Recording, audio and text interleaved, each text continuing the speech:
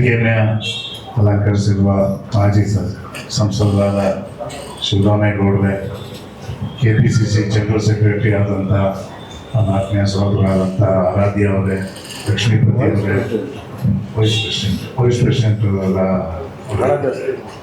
ಕೃಷ್ಣಪ್ಪನವರೇ, ರಘುನಾಥ್ ನಾಯ್ಡು ಅವರೇ, ಸಂಜಯ್ ಗೌಡ್ರೆ, ಗುರಪ್ಪ ನಾಯ್ಡು ಅವರೇ, ಮಾಜಿ ಮಹಾಪೌರರಾದಂಥ ವೆಂಕಟೇಶ್ ಮೂರ್ತಿ ಅವರೇ ಮತ್ತು ನನ್ನ ಆತ್ಮೀಯ ಸಹೋದರರಾದ ಸ್ನೇಹಿತರಾದಂಥ ಮುತ್ತುರಾಜ್ ಅವರೇ, ಇಲ್ಲಿ ಬಂದಿರುವ ಎಲ್ಲ ಕಾಂಗ್ರೆಸ್ ಪಕ್ಷದ ಸಹೋದರ ಸಹೋದರಿಯರೇ, ಮುಖಂಡರು, ನಮಗೆಲ್ಲ ತಿಳಿದಾಗ ಇತ್ತೀಚಿನ ದಿನಗಳಲ್ಲಿ ಏನೇನು ಬೆಳವಣಿಗೆ ಆಗಿದೆ, ಯಾವ್ಯಾವ ರೀತಿಯ ಬೆಳವಣಿಗೆ ಆಗಿದೆ ಎಲ್ಲ ತಮ್ಗೆ ಈಗಾಗಲೇ ಸ್ಪಷ್ಟವಾಗಿ ವೇದಿಕೆ ಮುಖಾಂತರ ಕೂತಿರುವಂಥ ಎಲ್ಲ ಗಣ್ಯರಿಗಾಗಲೇ ತಮ್ಗೆ ತಿಳಿಸಿದ್ದಾರೆ.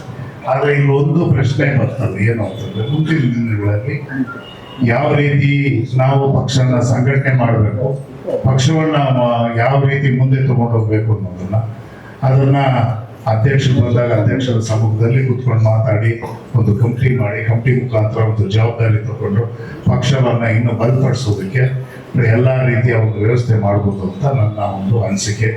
ಈಗಾಗಲೇ ನಮ್ಮ ಹಿರಿಯರು ಎಲ್ಲ ನಾಯಕರುಗಳು ಎಲ್ಲ ಈಗಾಗಲೇ ತಿಳಿಸಿದ್ದಾರೆ, ಪಕ್ಷಕ್ಕೆ ಬರೋದು ಹೋಗೋದು ಇರ್ತದೆ, ಹೊಸ ನೀರು ಬರ್ತಾ ಇದ್ರೆ ಹಳೆ ನೀರು ಹೋಗ್ತಾ ಇರ್ತದೆ, ಹಳೆ ನೀರು ಇದ್ದಾಗ ಹೊಸ ನೀರು ಕೆಲವು ಹೋಗ್ತಾ ಇರ್ತಾವೆ, ಎಲ್ಲ ಏನು ಮಾಡೋಕ್ಕಾಗಲ್ಲ.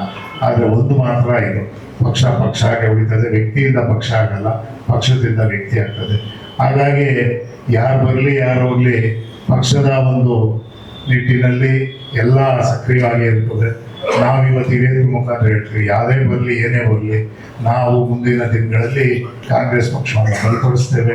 ನಾವೆಲ್ಲ ರೀತಿಯ ಸಹಕಾರ ತನ್ನದನ್ನು ಕೊಟ್ಟು ನಾವೆಲ್ಲ ಒಂದಾಗಿ ಒಗ್ಗಟ್ಟಾಗಿ ಎಲ್ಲ ಒಂದು ಕುಟುಂಬದವರಾಗಿ ಹೋಗ್ತೀವಿ ಅಂತ ಈ ವೇದಿಕೆ ಮುಖಾಂತರ ಮಾಧ್ಯಮದ ಒಂದು ಮಿತ್ರರಿಗೆ ಒಂದು ವಿಚಾರವನ್ನು ತಿಳಿಸ್ತಾ ಇದ್ದೀವಿ.